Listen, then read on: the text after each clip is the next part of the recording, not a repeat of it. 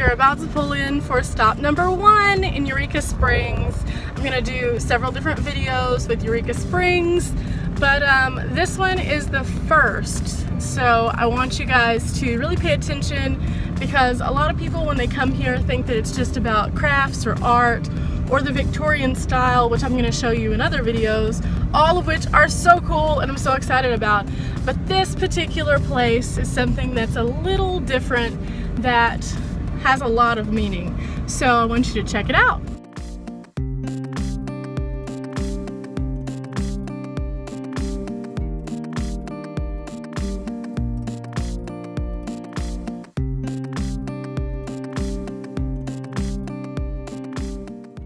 Hey adventurers, today I am in Eureka Springs, Arkansas at the grounds of the Passion Play, where they house something that is so unique, so different, and something I had to show you.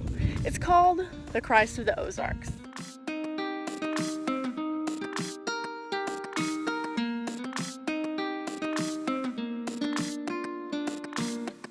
Standing 67 feet tall with an arm span of 65 feet. Each hand is just over 7 feet tall, while the face itself is some 15 feet. This is said to weigh approximately 2 million pounds and has stood here since the 60s.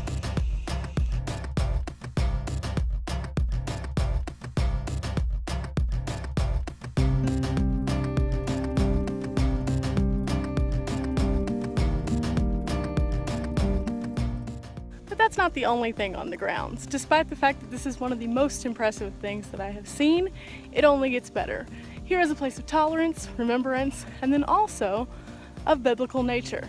So there is a play, the Passion Play, a holy city that you can actually tour, a petting zoo for the kids to see the actual animals that are used in the play, and 2 items which are of some special interest, so we're about to go check them out.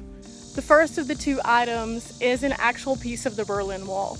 This wall was used to differentiate East and Western Germans and to keep people contained into their individual sections. Now, this particular piece of the wall was painted with a very important scripture on there. It's the 23rd Psalm. So naturally, whenever the Berlin Wall came down, this piece was taken out and actually brought here as a reminder of having passion, tolerance, and understanding, and how you can overcome. If only we could figure that out now with some other things. But this is the piece of the Berlin Wall.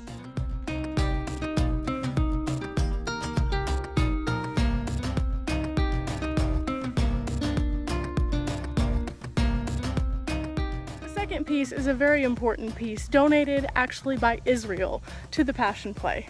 Now, a lot of people might see this as a mere storm shelter, and in America, that's what we would use it for. However, in Israel, this is a bomb shelter. That's right, these shelters help to make things possible for people to get away from the terrible injustices that are currently happening abroad. So I'm going to show you this so you can see how people flee from fear.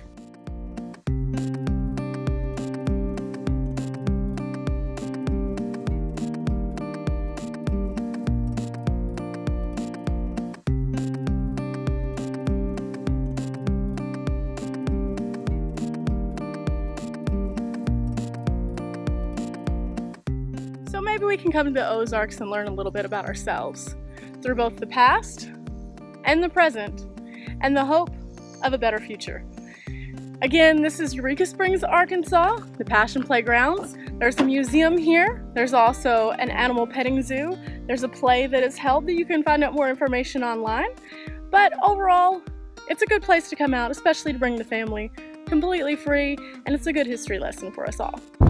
So I just left and I'm actually about to go to my campground. I'm camping at a place tonight that I used to go to when I was little, and I'm super excited. They have made a lot of changes and I haven't been there since. So I'm going to see for the first time all the neat changes. And then today, after I posted my review of Table Rock, a lot of people were asking if I would do a video tour of the campground facility along with the review.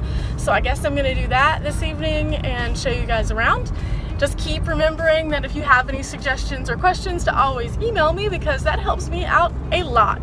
So I have a tent site for the night, and it has a picnic table and a fire ring. One of the things about this campground is there's not a lot of tent campers, so there's lots of laying around firewood. So I have a really nice fire. One of the things I remember about this campground when I was little is this pool does not exist. In fact, there's a hotel across the way, and we would have to walk over there. So this is a great improvement. Might I add how amazing this is about to feel after I've driven all day long.